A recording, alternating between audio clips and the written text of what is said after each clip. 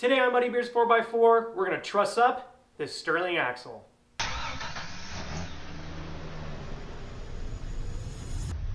Hello everyone, welcome to Muddy Beards 4x4. I am Robbie, and today we're going to be installing this truss kit from Barnes 4-wheel drive onto the Sterling 10.5 rear axle that is going into the back of my 1999 Jeep Cherokee XJ, the trail plug.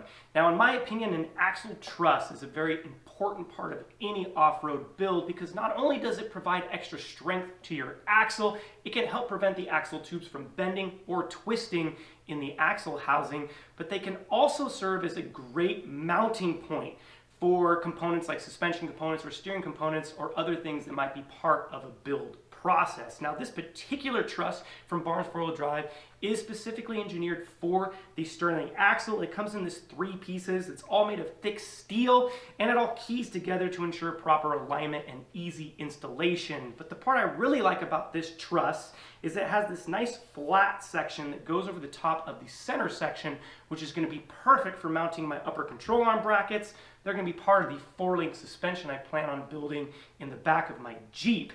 And one of the other great parts about this axle, you can get it all for under a $100 bill. I'm going to start this build off by test fitting the truss and making sure nothing needed to be clearanced, and then marking out all the locations where the truss made contact with the housing that would need to be cleaned down to bare metal to prep for welding. I did have to relocate the factory breather port, and I welded it up and ground it down smooth, and I will move it further down the axle tube later in the build. Then I began the process of cleaning up the housing down to bare metal so that this thing will be good to go for welding.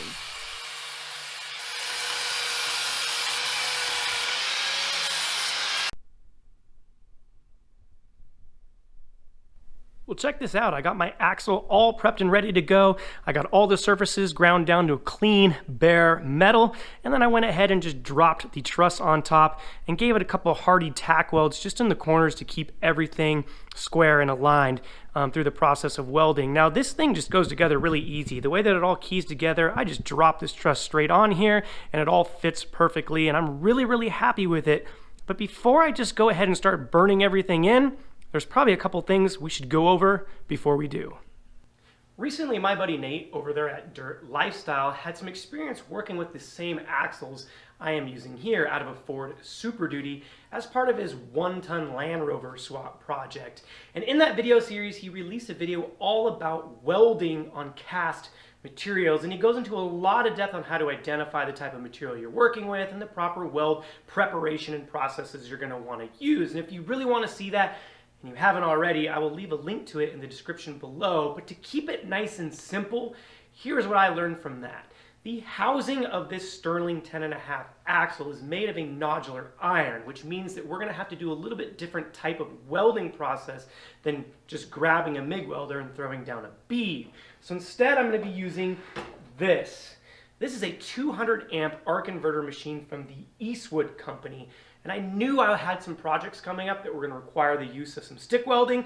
So I picked this thing up because it was really affordable and had some really good reviews. Now with that, I'm also going to be using this special rod. This is a nickel rod that's designed to be used in reverse polarity. So make sure you set up your machine accordingly, and this is to be used for cast materials, and more specifically when joining cast materials with dissimilar metals like the steel truss that I'm installing.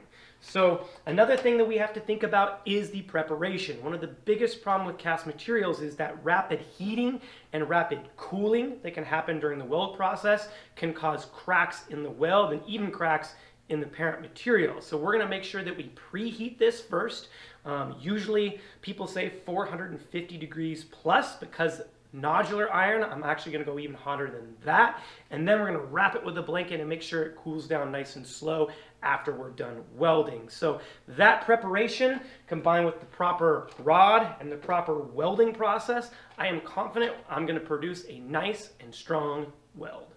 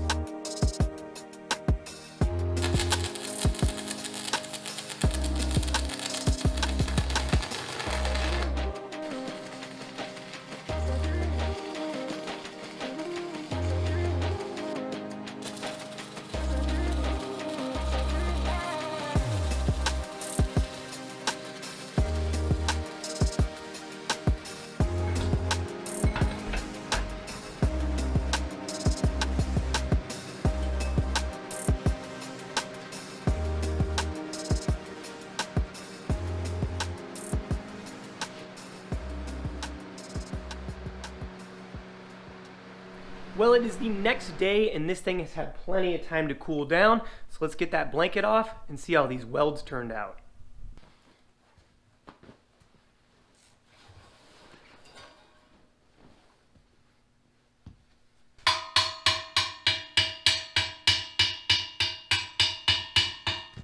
Well, check it out.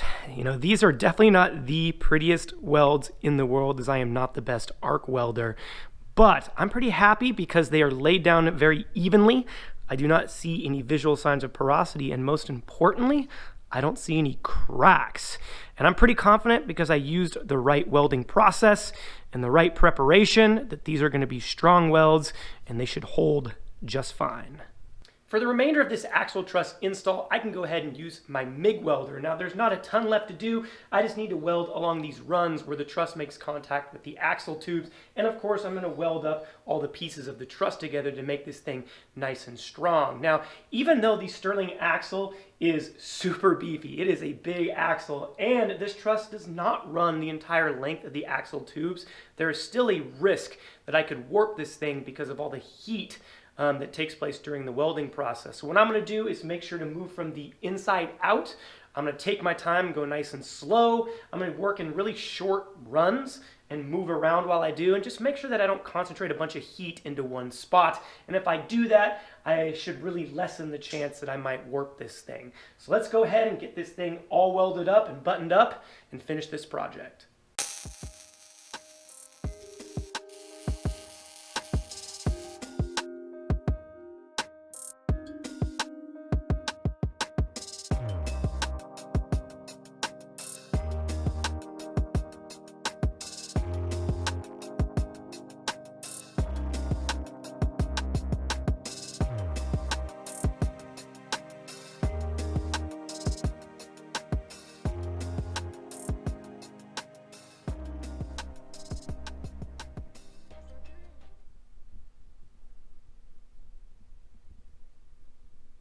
Well, I got the truss completely welded up and finished, and man, does this thing look awesome. The installation of this truss really is pretty straightforward. The fitment of this Barnes truss kit made it so easy to just drop on top of this axle and weld it up. And the real work involved in a project like this is really just making sure you're using the proper welding techniques to ensure good penetration and a good, strong weld. Now, what's really exciting for me about finishing up this truss means I get to move on to the next part of this build, which is building that rear suspension. And again, another reason why I really liked this truss in particular is because that flat piece that runs across the center section of the axle is going to make it so easy to attach the brackets for my future 4-link build.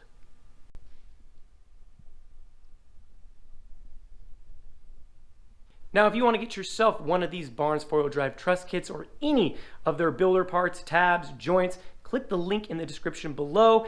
And at checkout, if you use the coupon code muddybeards, you can save yourself an extra 10%. If you like the video, make sure you give it a thumbs up and leave a comment. And until next time, we'll see you on the trail.